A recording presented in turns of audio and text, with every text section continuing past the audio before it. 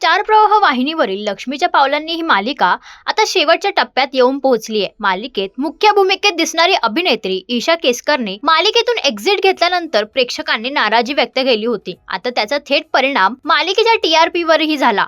त्यामुळे कथेत नवीन अभिनेत्री दाखल करून एक नवा अध्याय सुरू करण्यात आला होता। परंतु आता अवघ्या काही दिवसात लक्ष्मीच्या पावलांनी ही मालिका प्रेक्षकांचा निरोप घेणार असल्याचं स्पष्ट झालंय। स्टार प्रवाह वाहिनीने मालिकेच्या अंतिम भागाचा प्रोमो सोशल मीडियावर शेअर केला असून या प्रोमोने प्रेक्षकांमध्ये उत्सुकता निर्माण केली आहे। कथेनुसार रोहिणी आणि राहुल यांनी कटकारस्थान रचून कलाचा जीव घेतलेला असतो। कलाचा अपघातात मृत्यू झाला असं दाखवलं जातं। मात्र हा अपघात राहुलनेच घडवून आणल्याचं सत्य अखेर मालिकेत उघड होणार आहे। याशिवाय रोहिणी सर्व चांदेकर कुटुंबियांना जीवे मारण्याचा प्रयत्न करते।